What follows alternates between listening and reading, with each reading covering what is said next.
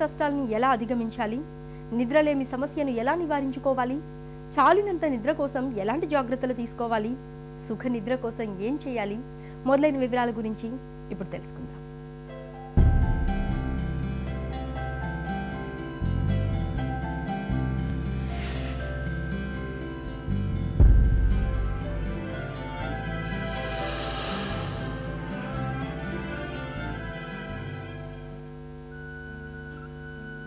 నిద్ర శారీరక మానసిక ఆరోగ్యాన్నందించే ఒక అద్భుత ఔషధం.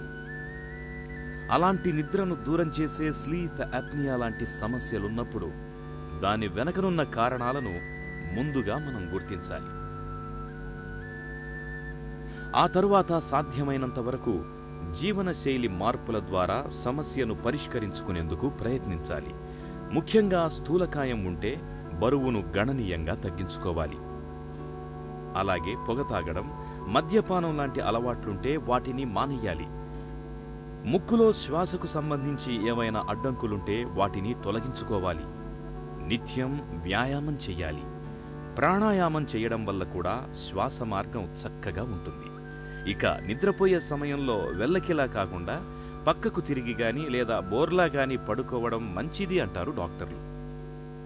ఒకసారి స్లీప్ యాప్నియా కన్ఫర్మ్ చేసుకున్నాక మైల్డా, మోడరేటా, సివియరా అనే దాన్ని బట్టి పేషెంట్ వెయిట్ ఎంత ఉంది, వెయిట్ తగ్గాలా లేదా, ఒకవేళ వెయిట్ బాగానే ఉంది, నార్మల్ రేంజ్లోనే ఉంది అని అంటే అదే వెయిట్ మెయింటైన్ చేయమని చెప్తాము. Exercise is good any time.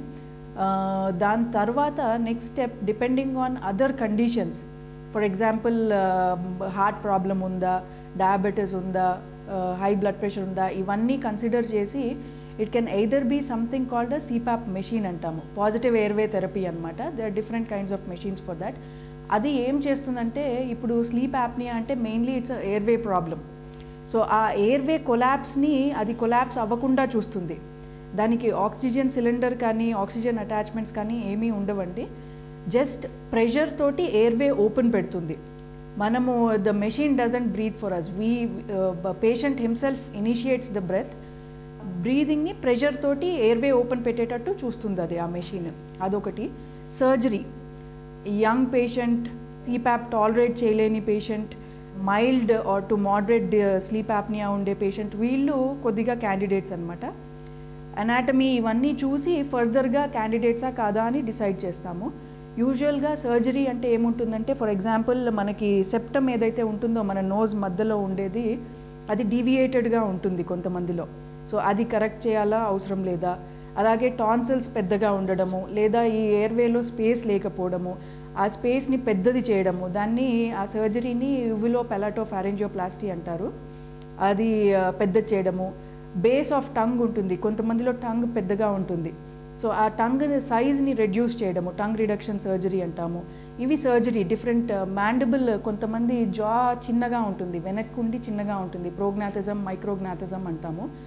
అది జా ముందరికి తీసుకొచ్చి స్పేస్ చేయడము, దాన్ని మ్యాండిబులర్ అడ్వాన్స్మెంట్ థెరపీ అంటాము. ఇవి సర్జికల్ ఆప్షన్స్ అన్నమాట. ఇవి కాకుండా డెంటల్ అప్లయన్సెస్ అని ఉంటాయండి, tongue retaining devices. So that టంగ్ని మనకి అడ్డు రాకుండా, ఎయిర్వే అడ్డు రాకుండా హోల్డ్ చేసి పెట్టుకుంటుంది. అట్లాంటివి కూడా ఉంటాయి. But still it depends on other conditions, other comorbidities patient ఉండేది, అండ్ స్లీప్ స్టడీ ఫైండింగ్స్ మీద డిసైడ్ చేస్తాం whether the patient is a candidate for this or not అనేది. స్లీప్ యాప్నియాతో బాధపడుతున్న వాళ్ళు వెయిట్ రిడక్షన్ మీద ఫోకస్ చేయాలండి. బట్ యాజ్ ఐ సెడ్, మీరు అన్లెస్ స్లీప్ యాప్నియా ట్రీట్మెంట్ తీసుకుంటే తప్ప వెయిట్ రిడక్షన్ ఈజీ అవ్వదు. మీరు as long as sleep apnoea treatment తీసుకోకుండా ఉండే కొద్దీ వెయిట్ పెరిగే ఛాన్సెస్ ఉంటాయి.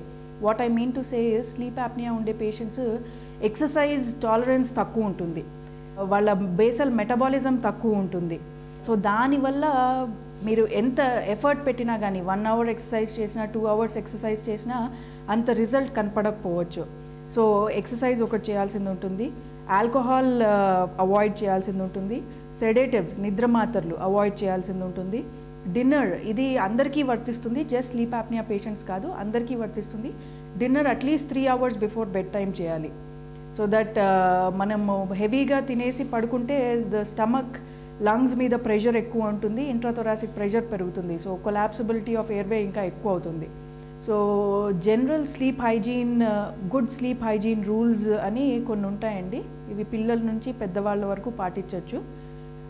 ఇది పాటించడం వల్ల ఫ్యూచర్లో ఇన్ కేస్ మీరు ఇవి పాటించకపోయినా ఇప్పుడు నాకు బాగానే నిద్ర పడుతుంది అని అనుకోవచ్చు, బట్ ఫ్యూచర్లో కూడా ప్రాబ్లం రాకుండా ఉంటుంది. ఫర్ ఎగ్జాంపుల్ పడుకునే 1 అవర్ ముందర టీవీ చూడడం కానీ, ల్యాప్టాప్ చూడడం కానీ, ఫోన్లో SMS పంపించడం కానీ అట్లాంటివి చేయకూడదండి. లైట్ సోర్స్ ఉండకూడదు 1 అవర్ ముందర. డిన్నర్ అనేది మనం 3 to 4 అవర్స్ ముందు చేయాలి. బెడ్ టైం 10 అనుకోండి, 7 లోపల డిన్నర్ చేసేస్తే better. Bed time, wake up time as much as possible రెగ్యులర్గా మెయింటైన్ చేయాలి. 10 అనుకోండి, ఎవ్రీడే 10, 10:15, 10:30 అంతవరకు పెట్టుకోండి. అట్లాగే వేకప్ టైం కూడా రెగ్యులర్గా పెట్టుకోండి. Weekends 1 hour variation is fine, but not more than that. పడుకునే half an hour or 1 hour ముందు లిక్విడ్స్ అవాయిడ్ చేయాలి. హాఫ్ అన్ అవర్ ముందు తీసుకోవచ్చు liquids, anything, butter milk, juice, water, anything, అవి అవాయిడ్ చేయాల్సింది ఉంటుంది. వీలైనంత వరకు మనం పడుకునే గదిని కామ్గా అండ్ డార్క్గా పెట్టుకోవాలి. సెల్ ఫోన్ స్విచ్ ఆఫ్ చేసుకుంటే మంచిది. నిద్ర పట్టని వాళ్ళైతే క్లాక్ చూస్తూ ఉండకూడదండి. మీరు క్లాక్ అటు సైడ్ తిప్పి పెట్టేసుకోండి. క్లాక్ చూసే కొద్దీ యాంగ్జైటీ పెరుగుతుంది, అది యాంగ్జైటీ వచ్చే కొద్దీ నిద్ర పట్టదనమాట. సో ఇవి చిన్న చిన్న టిప్స్. పిల్లల విషయంలోకి వచ్చేసరికి ఏమంటే వాళ్ళకి వైండ్ డౌన్ రొటీన్ అనేది అలవాటు చేస్తే వాళ్ళు టీనేజ్లోకి వచ్చినప్పుడు, అడాలసెంట్లోకి వచ్చినప్పుడు కూడా ప్రాబ్లం లేకుండా ఉంటుంది. Wind down routine can be పడుకునే 1 అవర్ ముందర స్టార్ట్ చేసి వాళ్ళకి వామ్ బాత్ ఇవ్వడము, వామ్ షవర్ ఇవ్వడము, తర్వాత బెడ్లో కూర్చొని if they can read a story. If వాళ్ళు మరీ చిన్నపిల్లలు దే కెనాట్ రీడ్ అంటే పేరెంట్స్ కానీ ఎవరైనా కూర్చొని ఒక చిన్న స్టోరీ చదవడము, తర్వాత పడుకోబెట్టేయడం వాళ్ళని. ఇట్లాంటివి అలవాటు చేస్తే వాళ్ళు ఫ్యూచర్లో కూడా ప్రాబ్లం లేకుండా ఉంటుంది. నిత్యం వ్యాయామం చేయడం, బరువును తగ్గించుకోవడం, రాత్రిపూట తక్కువగా తినడం, పొగ, మద్యం మొదలైన అలవాట్లకు దూరంగా ఉండడం, తలగడ మీద తలపెట్టి ఒకవైపు తిరిగి పడుకోవడం వల్ల ఈ స్లీప్ యాప్నియాని నియంత్రించుకోవచ్చు. అప్పటికీ సమస్య తగ్గకపోతే స్లీప్ అప్నియా కారణాన్ని బట్టి మందులు వాడడం, లేదంటే సిప్యాప్ మెషిన్లు వాడుకోవడం, లేదా ఓవరాల్ బ్రీతింగ్ డివైజులు వాడడం, అవసరమైతే ఆపరేషన్లు కూడా చేయించుకోవాల్సి వస్తుంది. కంటి నిండా కమ్మటి నిద్రను దూరం చేయడంతో పాటు ప్రాణాధారమైన ఊపిరికి అడ్డంకులు కలిగిస్తూ చెట్టంత మనిషిని సైతం ఉక్కిరి బిక్కిరి చేసే శ్వాస కష్టం, స్లీప్ యాప్నియా గురించిన ప్రత్యేక కథనాన్ని చూశాం కదా. తిరిగి రేపటి సుఖీభవలో కలుసుకుందాం. మీ ఆరోగ్య సమస్యల్ని ఈరోజే మాకు రాయండి. మా డాక్టర్లు మీకు తగిన సలహాలు ఇస్తారు.